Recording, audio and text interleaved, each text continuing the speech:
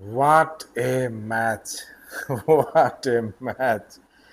ভাই, DR Congo versus England. What a match! What a match!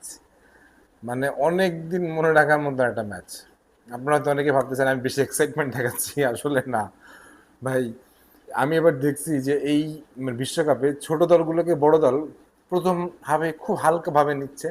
নেয়ার পরে মানে যখন গোল খেয়ে যাচ্ছে, তারপরে ওদের জ্ঞান ফিরতেছে, তারপরে ওর মরে হয়ে শোধ করতেছে। জাপান ম্যাচেও একই ঘটনা ঘটছিল। জাপান ম্যাচেও সেম, প্রথম হাফে গোল খেয়ে ফেললো, কার্লো আনচেলত্তি ট্যাকটিক্যাল চেঞ্জ করলো, তারপরে ম্যাচ ফিরে গেল। আজকেও তাই। থমাস টুখেল সেকেন্ড হাফেও চেঞ্জ করলো না। সেকেন্ড হাফে হাইড্রেশন ব্রেকের পরে তখন সে বুকাস সাকাকে নামাইলো, ডেকলান রাইসের পজিশন চেঞ্জ করলো, তারপরে গর্ডনকে নামাইলো, ম্যাচ ঘুরে গেল। আর হ্যারি কেইন, দ্য লিজেন্ড, বাপ রে বাপ! সবচেয়ে মজার ব্যাপারটা হচ্ছে দেখেন, মানে সুপার সাবগুলো কি সুন্দর কাজ করে।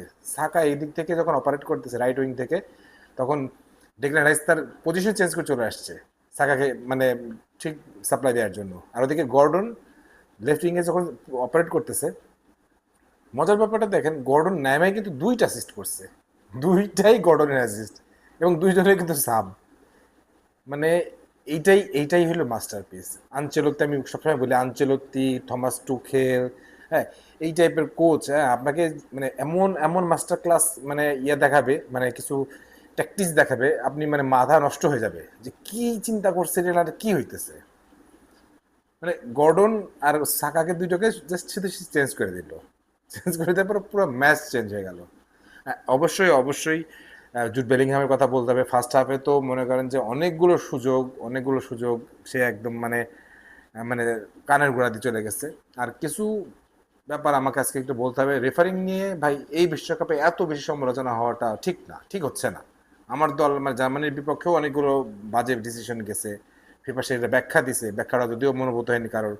তারপরে হচ্ছে যে আজকে হয়েছে, শুধুমাত্র দেখলাম যে আর্জেন্টিনা এবং ফ্রান্সের বিপক্ষে কোনো রকমের এই ধরনের ব্যবহার ঘটতেছে না। এটা কাকতালীয় নাকি এই ঘটনাটা মানে কোনো একটা সংযোগ আছে? আপনাদের কি মনে হয় একটু আমাকে জানাবেন তো, আমার একটু সংশয় মনে হচ্ছে।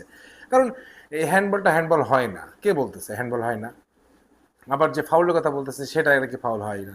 মানে আমার কাছে মনে হয়েছে অন্তত ছোট দলগুলোর উপরে ফিফা বা মানে রেফারিংটা অনেক মানে খুব ইজিলি তারা ছোট দলগুলোকে একটা সুযোগ দিয়ে ফেলতেছে। এবং এতে কিন্তু বড় দলগুলো যদি বাদ পড়ে যায়, ভাই, বিশ্বকাপের মজা কিন্তু নষ্ট হয়ে যাবে। বাণিজ্য করতে আসেন আপনি ফিফা, ওই বাণিজ্যটাই নষ্ট হয়ে যাবে। ইংল্যান্ড যদি আজকে বাদ পড়ে যেত, তাহলে এই বাণিজ্য কতটুকু থাকতো? আবার আরও কমে যেত। এই ব্যাপারটা আমার কাছে মনে হচ্ছে একটু খারাপ হয়েছে।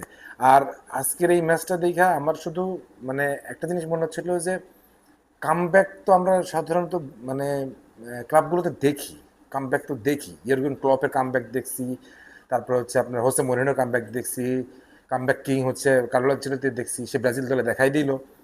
থমাস টুখেল, আমি বারবার একটা কথা আমার চ্যানেলে বলছি, অনেকগুলো ভিডিও আছে দেখেন, থমাস টুখেল আর কার্লো আনচেলত্তি এরা যদি মানে বিশ্বকাপ জিততে চায়, তাই এদের সে জেতার সেই ক্ষমতাটা আছে এবং তারা সে পর্যন্ত নিয়ে যেতে পারবে দলকে।